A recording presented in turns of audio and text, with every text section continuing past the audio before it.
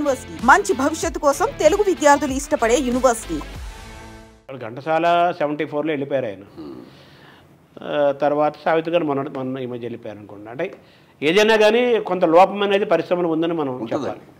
నాకు తెలిసినంత వరకు సినిమాలో యాక్ట్ చేయటం మానేసి అప్పుడు 10 ఏళ్ళు 15 ఏళ్ళు అయినటువంటి శోభన్ బాబు గారు చచ్చిపోయినప్పుడు మాత్రం విపరీతంగా వచ్చారండి. ఆయన చచ్చిపోయిన తర్వాత నెక్స్ట్ డే ఫ్యూనరల్.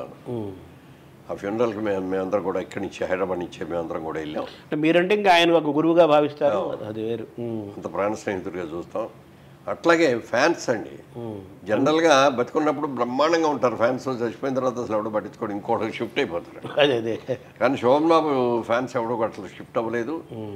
ఇప్పుడు ఇవాళ ఆయన బతుకున్నా లేకపోయినా ఇప్పటికీ ఆయన బర్త్డేలు చేస్తారు, ఆయన కార్యక్రమాలు చేస్తారు, బ్రహ్మాండంగా చేస్తారు. చాలా చోట్ల స్టాచ్యూలు పెట్టించారు వాళ్ళు. ఆయనకు మాత్రం అది అట్లాగే స్టాండ్ నిలబడి. సూర్యకాంతం గారు అనగానే మనం ఏ సినిమాలు మీకు బాగా గుర్తొస్తాయి సార్, గుండమ్మ కథ కాకుండా? అసలు ఆ రోజుల్లో బిగినింగ్ డేస్ సినిమాల్లో ప్రతి సినిమాల్లోనూ పాతకపాలన సినిమాలు చూసుకుంటే కోడల్ని ఇబ్బంది పెట్టే కాదు క్యారెక్టర్ ఎన్నో కుస్తీ కాస్తి కాదండి. ఈరోజు సీరియల్స్ సీరియల్స్ అయ్యే వస్తున్నాయి. ఇదివరకు ఆ రోజుల్లో శ్రీరంజని సావిత్రి గారు ఉన్నారంటే సావిత్రి గారు ఎన్ని కష్టాలు పెట్టేస్తుంది శ్రీరంజని. ఎప్పుడు సినిమా అంతా ఏడుస్తూనే ఉంటాం, ఇవన్నీ ఉండేవి. బట్ మహానటులు కొంతమంది తిరిగిరారు. Nobody can replace them. కొన్నిటికి ప్రత్యామ్నాయం ఉండదు, ఆల్టర్నేటివ్ ఉండదు. అందులో రైటర్ రాసింది 50% ఉంటే మిగిలిన 50% ఈవిడ చెప్పేసింది. అంత అద్భుతంగా చేశారు. ఎందుకంటే రంగారావు గారే చాలాసార్లు ఆవిడ ఎదురుకుండా తట్టుకోలేకపోయాడు. మామూలుగా రంగారావు గారు ఉన్నప్పుడు నాగేశ్వరరావు గారు తట్టుకోలేరు, రామారావు గారు కూడా తట్టుకోలేరు. డామినేషన్ ఆయన కూడా డామినేట్ చేసేది చాలా సినిమాల్లో.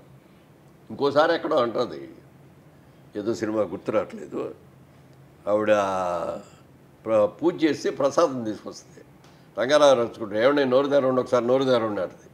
ఏమే నీ ముందే పడ్డా నేను నోరు తెరిచాను ఉంటే, నేను పెద్ద లాయర్ని, కోర్టులోకి వెళ్తే అందరూ అదరగొట్టారంటారు, కానీ ఇంట్లో నీ ముందే ఎప్పుడన్నా నేను నోరు తెరిచానా అంట.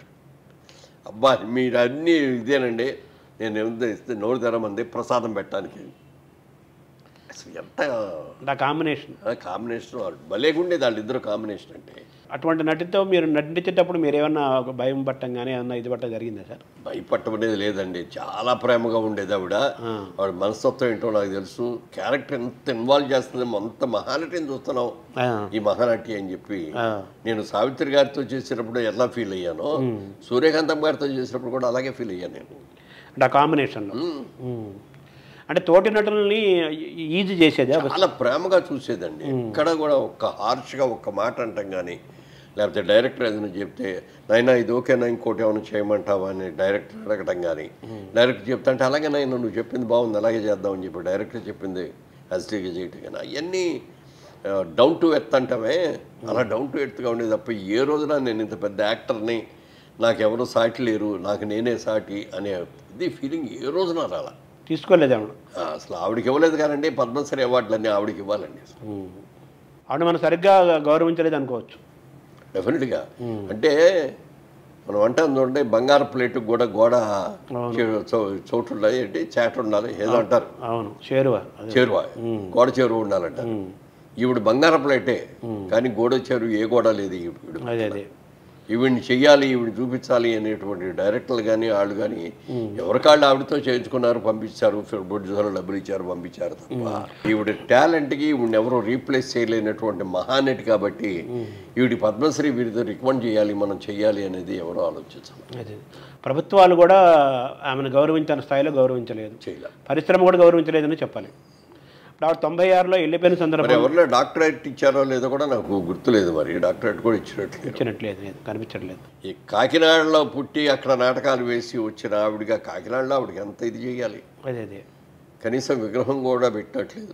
నేను అనుకున్నా శోభన్ బాబు గారి విగ్రహం, రాజబాబు గారి విగ్రహం కూడా నేనే పెట్టించాను, ఎన్టీ రామారావుది నేనే పెట్టించాను, బాపు రమణది నేను పెట్టించాను, సూర్యకాంతం గారిది కూడా పెట్టించాలని నా కోరిక.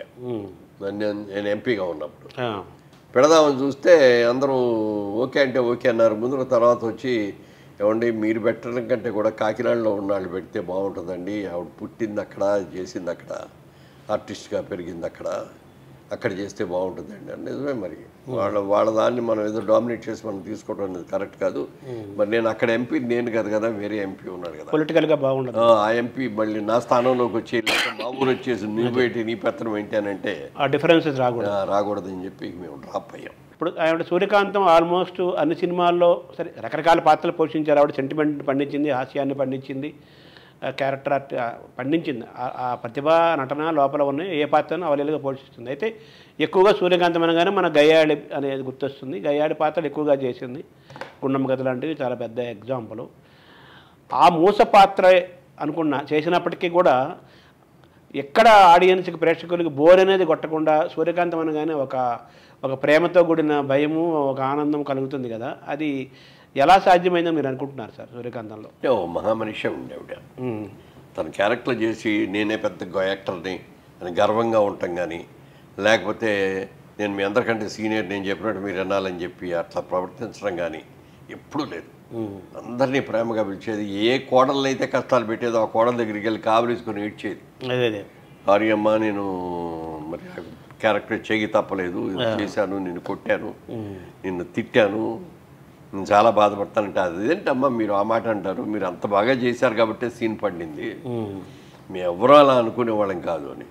ఇట్లా చిన్న ఇన్సిడెంట్ చెప్తాను. ఇట్లాంటిదే సావిత్రి గారు తల్లిగాను గుమ్మడి గారి తండ్రిగా మేమందరం ఒక సినిమా చేసాం. ఆ సినిమాలో నేను చిన్న కొడుకుని అల్లరిచల్లగా తిరుగుతున్నాడని చెప్పి కోపం వచ్చి కొట్టే సీన్ అది. డైరెక్టర్ ఏం చేశాడంటే టాప్ యాంగిల్లో పెట్టేసేసి సీన్ అంతా ఒకటే షాట్ చేద్దామండి, కట్ చేస్తే ఎమోషన్ ఉండదు, బిట్లుగా తీస్తే అని చెప్పి షాట్ పెట్టాడు.